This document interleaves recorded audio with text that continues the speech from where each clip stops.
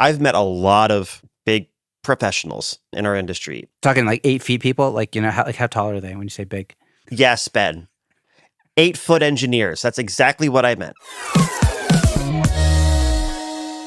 Hi, Ben. Hi, Carl. I missed you. I know. I missed you too. How was your last couple weeks? You know the real answer to that. I know the real answer, but I think there seems like there were some good moments in there for you too, Carl. Yeah, no, there were a lot of good moments. There's some dinosaurs, dude, which are always cool. I'm not going to complain about anything. What I will say though is that I went to the coolest mini golf place ever. I love playing mini golf. I'm not good at it. It's not like I love doing it because I'm really good. I really kind of suck at it, but I just enjoy it for whatever reason. And I also will enjoy the creativity of like mini golf course designers. You know what I mean? Like, not that I don't like know any by name, obviously, but I mean, like, I love when I can go to a mini golf course and I'm like, oh, this is unique. This is different. This isn't just like, the same boring stuff. And the one that we went to was dinosaur themes, which is,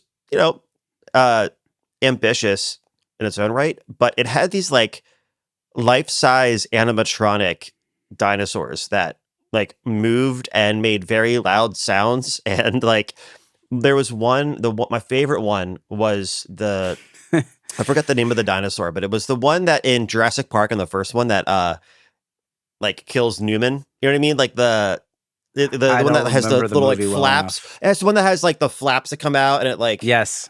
Yeah. But it's like this thing is, I don't know, 10 feet tall and literally right next to you at like the putting green part of one of the holes. So like your back's turned to it and you're like trying to putt. And then all of a sudden this 10-foot dinosaur screams at you from like 3 feet behind your head. So I had fun.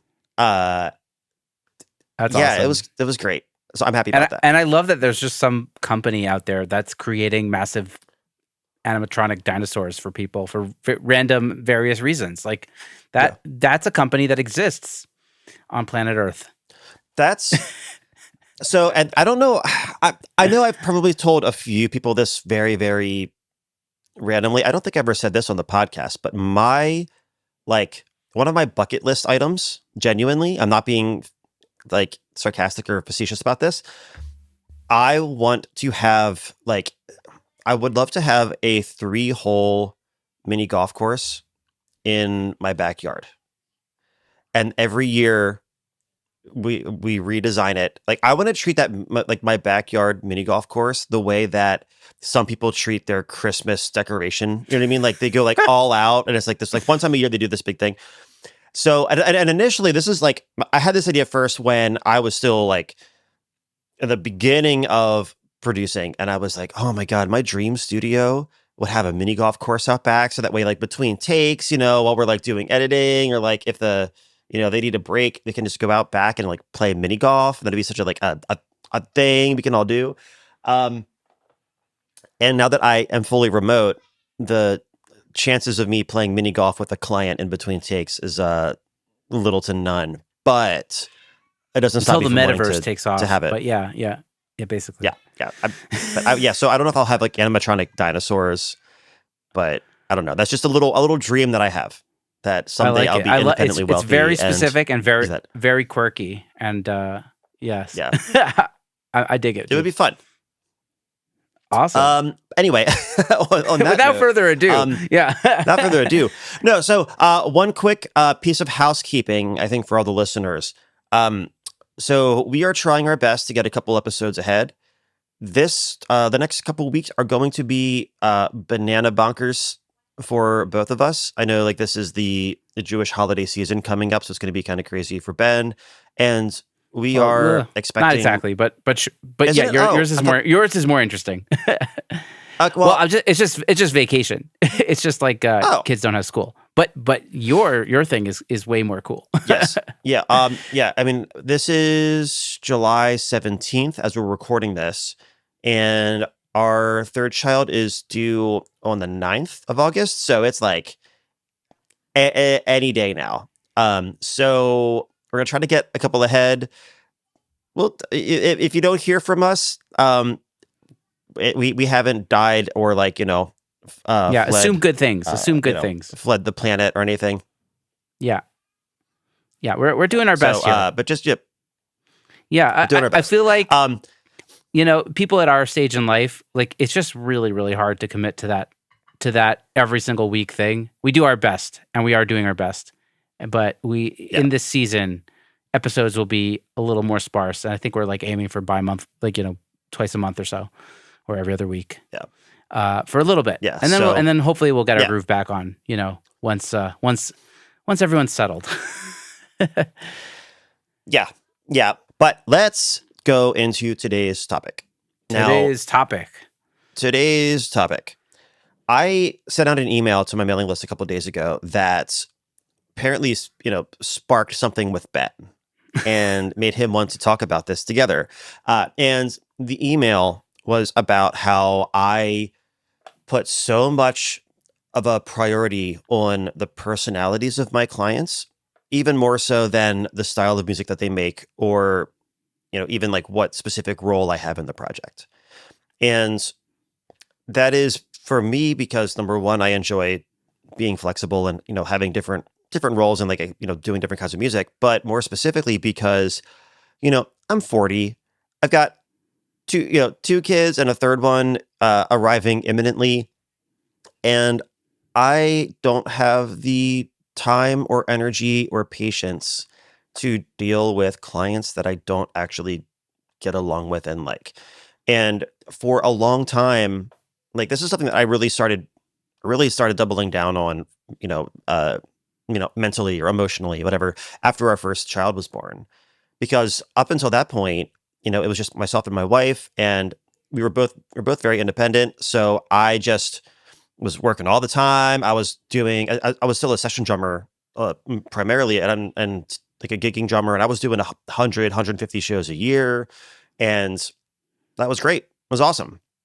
As soon as a family started becoming a thing, all of a sudden there's like $50 bar gigs. Like when Yeah. you that sound great when you're 19, when you're in your early to mid 30s at the time, you're like, that no, like I don't want to do that. I don't, and it's not just the money, but it's also like a lot of the professionalism and the personalities of those kind of clients. And I really started making it more and more of a priority that when I do work with somebody, whether it's as their mixing engineer or even with the students that I take on for coaching, it's like I want to make sure that, you know, we're a really good fit, and not just good fit for the service I want to provide, a good fit for me enjoying actually providing that service. Yeah, I think you said it even better in the email. It's like there's like two types of artists or clients that you're working with. There are the type that give you energy, and then there's the type that take away your energy. They drain you of your Yeah. of your energy, and I think that's like a really really good paradigm because it's something that I don't know if I think about it that much or have I don't think I've ever labeled it quite like that, but I think it's a really really astute comment. And there are clients that it's like you try to like say like, oh, these are the kinds of things I don't want to do, and these are the kinds of things I do want to do. But sometimes it's just as simple as like, oh no, this is life affirming. This makes me feel joy and makes me want to get up and well, I have energy to get up in the morning and go do this work. And then there's artists that even if it's like what you want to do, maybe it is just like maybe you want to mix and it's a mixing gig, but there's something about the project that just like makes you want to like, Yeah. go back Or to bed. and I think like I mean maybe a good way to think about this, if you haven't had this experience personally yet, like this is like for the listener, not for you, but I know you have. But like if you think about, there are plenty of I say like the kind of classic Berkeley guitarist is kind of like the person I have in my head, where it's like somebody that is a ridiculously phenomenal player, and they're so technically gifted. They can play anything you put in front of them, but they are just like such a dick, and they're so full of themselves, and like having them in the room is exhausting. And there becomes a point where like the when they're the best guitar player you know, or they're the only really good guitar player you know, like you put up with it. But then when you start to realize that, oh, there are a lot of other people that are really, really great guitarists, and oh wait, I like being in the room with them. All of a sudden, that that you know that first guitarist becomes a lot less desirable for your project, right? And Right. I think that's something that we're all going to go through a stage as engineers or as producers where we're going to be working with clients that make great music but are just a pain to work with. From Parks and And Rec, the yeah. worst. If you catch my Yes, reference. yes, thank you, Jean Ralphio. Yeah, So exactly. that is the joy in that wears off, because I think when you're young, you're excited by the fact that you get to, you're working with this like great musician, or you're working with this great songwriter, or you're working on this great music you really love, Or you're working and in this band. you work in this band, yeah. And over time, as you get more experience, you start that stuff really starts to like lose its luster, or I don't know if that's the right word to use. Like I was thinking it becomes lackluster. I don't know that Yeah, loses its appeal. appeal. That's the actual normal person word I was looking for. It loses its appeal. I'm here for in lieu of the the dictionary. You can Yes, just bring me up. Yes, thanks, Ben. And yeah, and then as we get older and we have not just like, oh, you have more responsibilities because now we're married and we have kids, but also like we have other priorities and we have other things that we want to spend our time and energy on. So then, we go from, being happy with doing 16-hour days every day to all of a sudden being like, I want to be there for my kids. I want to be present. I want to be around. And you start realizing that those people that completely just drain your energy, like, like when you're getting paid really well, when you're younger or the music's good, you can put up with that because then you're done with your session. You go home, you're by yourself. You'll watch a Marvel movie, drink some whiskey, you're happy, whatever. But like now with kids, it's like, no, I love my kids so much. You love your kids so much, but kids are fucking draining too. You know what I mean? So like I already have like the existential, exhaustion of having kids and like trying to be a good parent and trying to raise them and trying to, to Yeah, and do all these things. having like attention for your kids requires you to like not be overstimulated. Yeah, Well, yeah, like when you come home from like one of these full day sessions where your just like brain has been activated and you're just like blah, blah, blah, and then you get home and and then the kids are vying for your attention and you just can't think anymore. You're not a patient, mindful, present parent, and yeah. that is the worst. Yeah, and I think that's when this whole idea of clients that drain your energy or like give you energy, that's when it becomes so important because I know there are other things outside of music that I need energy for and I want energy for, so I can't I don't want to let somebody else take that energy that I have that I want to give to the family, or to like the bigger goals that we have as a family. Yeah, So yeah, it's very it became very important to me when we had our first kid 9 years ago, and it's just kind of continuously become higher and higher on the priority, or not just higher on the priority list. Like it's been like pulling away. It's been just like getting further and further and further from whatever like the second consideration is, because it just yeah, becomes almost 'Cause everything. yeah, your time is the most precious thing, most valuable thing, and Yeah, so yeah, you got to make it worth it while we're on yeah, this planet. Um, and just like every day, you know what I mean? Like for yeah, me, it was more about like I understand the concept that like every day, is limited and like your time is limited and you should be working on like, stuff that gives you joy and you feel aligned with.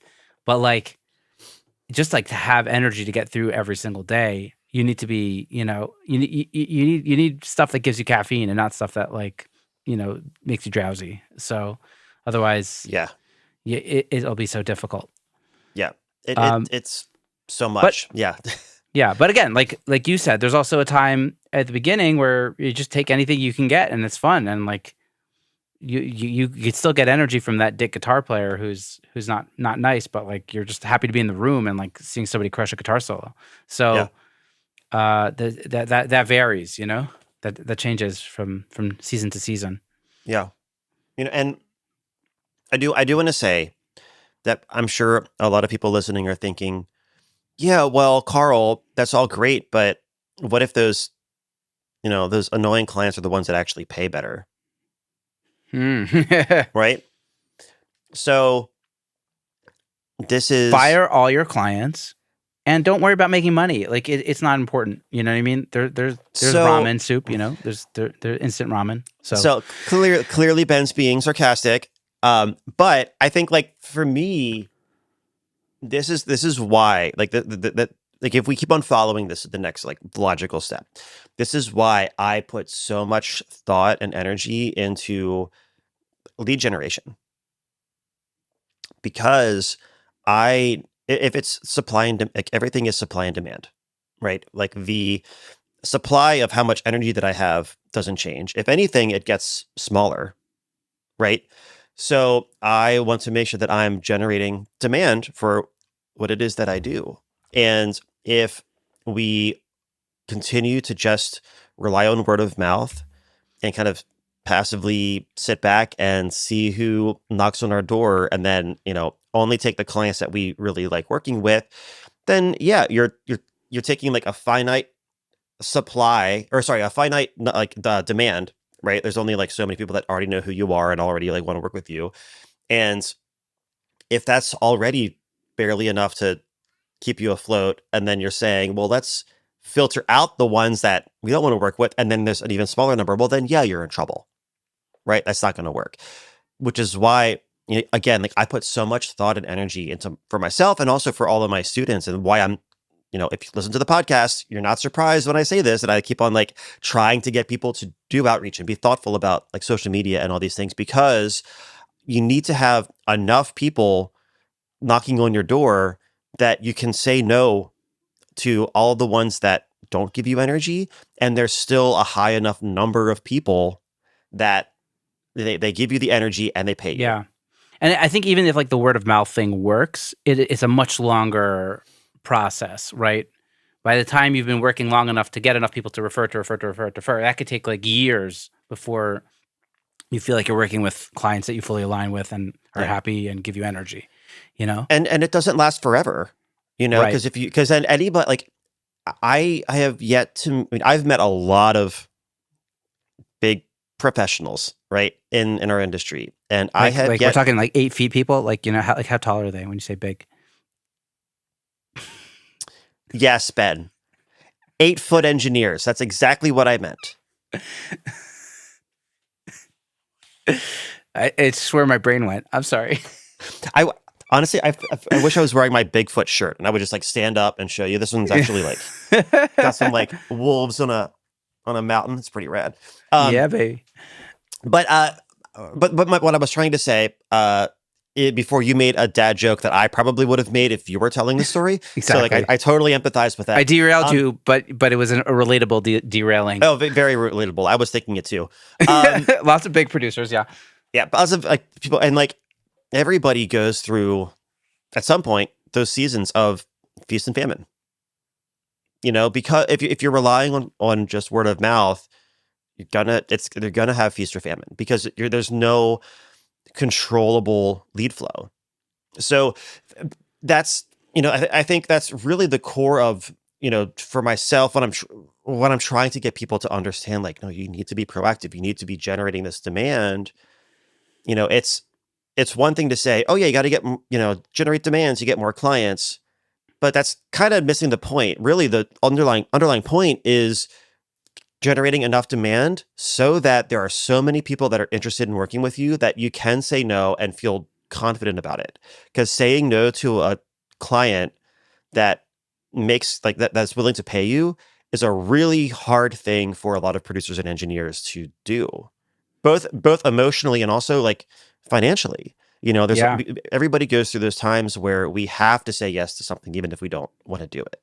Totally. Just because we have to buy food, we have to pay the rent, and this is exactly why I am I push so hard for people to be proactive, so that way we don't get stuck in that cycle. Yeah, and I think also there's like a psychological element here too, of if you're in a mindset of you're proactively seeking the best possible artists, clients to work with, then you're already in like a go-getter mode, and you're probably going to find people that are go-getter also, and it'll be like a cycle, a good cycle that will make everybody more energetic. Like you have energy, you find people with more energy, and then like it's just like a virtuous cycle. That's going to be that's as opposed to like word of mouth. You're just like kind of waiting around for the phone to ring. That's like a very passive state, and so like maybe the people that are finding you are also a little bit more passive also. Well, I would say this. Just because you're proactive in finding new clients and starting new conversations, that does not mean that word of mouth is not going to happen. Right? Oh yeah. So for sure. Like, but it's like about waiting for the phone to ring versus you. Oh, yeah. But what I'm saying this like kind of to the listeners too, where it's like, okay, well, if you're already getting word of mouth, if you're already getting enough, a lot of people that are like interested in working with you and like you enough to want to work with you, then clearly you're doing something right.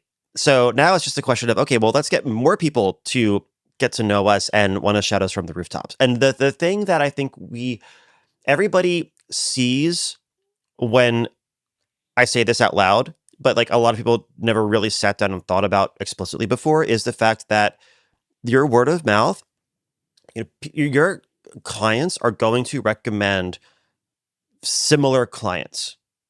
So if you are working with clients that are just, they're doing it as a hobby, they play it like open mic nights, and like to them, like that's the extent of their goal. Like they're just trying to get their friends to think that they're cool. The people that they hang out with are probably going to be in that same boat. They're probably going to be similar budgets. I mean, you think about it, like total, like I'm sure there are going to be some very, very, very, very rare exceptions, but like generally speaking, if you work with somebody that is just like a for fun hobbyist, the likelihood of them recommending a really great, like next tier client to you is little to none. Because even if they are friends with them, if you're that next tier artist, you put yourself in their shoes. If you're that like next tier up artist and you get a recommendation from somebody that that is just like a hobbyist, you're not going to take that recommendation seriously. Mm-hmm. Because you'd be like, oh, well, that's the kind of client that's the kind of artist that this guy works with. So you can get like word of mouth is not always a good thing. It can kind of perpetuate a cycle. Boxes you in. Yeah. It boxes you in, and it if you work with a whole bunch of, like emo rappers or something. I'm just making this up. Like if you work with emo rappers and they love working with you and they recommend you to their friends, the other artists are going to probably most likely be other emo rappers. And like if you love that, if that's what you want to do, then fuck yeah, keep doing that. But if your heart is in indie or in pop or in metalcore or folk or whatever, like it's very unlikely that not just like level of seriousness, but also like stylistically, and I think also personality wise, it's very unlikely that they're going to recommend you to somebody that is like outside of what they're like. So if you have a bunch of clients that are either cheap asses or they're not serious at all, or in the case of this conversation, they're people that are just kind of like just like awful to be around, like overbearing or like really bad communicators, or they don't respect your time. Like generally speaking, what's the phrase, like recommends like? Yeah. So like it's very unlikely that somebody that is, very unprofessional, doesn't, treat you well, and is just kind of like an ass. It's very unlikely that they're going to be surrounded by a bunch of other artists that are really respectful and really kind and like really driven. Like it's not impossible. No, but it's a lot more likely that if you have clients that are really driven and also really thoughtful and respect your boundaries, there's a good chance they're probably friends with other people that are also really driven and have, they respect boundaries and they're really good communicators and all those That's things. absolutely true. Yeah. Again, it's like we were talking about the virtuous cycle. There's like the negative cycle, also the vicious cycle. So you get both of them, and like, one feeds the other. So I wanted to ask you, Carl, like, how do you break those vicious cycles to create virtuous cycles when it comes to finding clients, artists that are giving you energy and not sucking it away? Honestly, it's a numbers game. That's the only real answer. Is it's a numbers game of just trying to get as many conversations started as possible and getting as many reps in of being able to get somebody's vibe as early as possible. Yeah. Like there's no, in a way, this is similar to somebody that's like, well, how do I get really in shape? Well, you exercise and eat well. Yeah. You know what I mean? Like on paper, it's not hard to do. In action, in willpower, in dedication, it's a lot harder. Yeah. And but really, it's that simple. It's just getting enough conversations started with people that you can see those differences. Kind of like when I was talking about the guitarist, like the really, really talented but like awful person guitarist that we all knew in college, right? The when you only know them, it's easier to justify working with them. But once you start to meet a lot more people and other people that are just as talented, but maybe also have other qualities that you're looking for, like being driven, taking constructive criticism well, being flexible and with ideas, being great communicators, supporting other people, like all those things. Once you meet more people and you realize that there are more qualities that you can look for, the better you are at recognizing, oh, this person this person does not respect boundaries. This person is just like only cares about vanity metrics. They just want this for the for the fame or whatever. Yeah. And it's just it's a muscle you have to build, and the only way to build it is by doing it and just starting those conversations and having a lot and being wrong and like misjudging people because you're like trying to kind of calibrate that. Totally. No, and mistakes are great. I want to kind of like try to wrap this episode up, and I want to leave the listeners with a question, and let me know if you approve of this. But what you talked about in your email or blog post, I mean, it was really a blog post, just happened to have been an email. But you're saying like like use your gut and just like make a list. Like this client gives me joy, gives me energy. This client takes away my energy, sucks away my energy. Yeah. What I'd like to like propose as like a thought experiment for the listeners is to like do that and then just see what those people that give you energy have in common and how you can find like create like an avatar of like the kinds of artists you want to work with and how you can, I guess, promote yourself on Instagram or however to try to draw in those kinds of conversations with people that match that sort of avatar. That's kind of like something I should be thinking about more. And I would like to encourage the audience, to the listeners, to think about that as well. What do you think about that, Carl? Is that a good like little exercise homework assignment for the love class? It. Yeah, I love it. I would maybe refine it a little bit and say that it's not just about like how do you promote that online. I think it's more a question of figuring out those people that really do respect you, that really like are great collaborators, or all those people that have those positive qualities, the clients that you've worked with that have those positive qualities that you really like. Ask yourself, like, well, what do they like about me? What is the thing about me that makes them want to keep coming back? Yeah. Because I always say this, like, it's not just going to be the sonics, like, because they can get a great sounding mix anywhere. They can get, a great guitar player anywhere, whatever you happen to be doing. It's like, well, what are the things about me that they really like? Because like, once you look at that, and then you start to maybe also think about those awful clients and what do they like about you? Yeah, I was just thinking that's exactly what I was thinking about. Because that's the thing. It's and like, those oh, are your like those, bad personality traits that you need to work on, or well, like, it's like, or not necessarily bad personality traits, but like bad business decisions you're making, perhaps. yeah, well, and things you don't want to highlight. Like I would say, probably. I mean, this is going to maybe hit home for a lot of people, but I feel like those awful clients Yeah. probably love you because you're a bit of a pushover. And like they keep on asking you for more things and you get frustrated about it and you like get really annoyed by it, but you do it anyway. You don't ever put up the guardrails. So you just kind of like do 17 rounds of, meaningless revisions Exactly.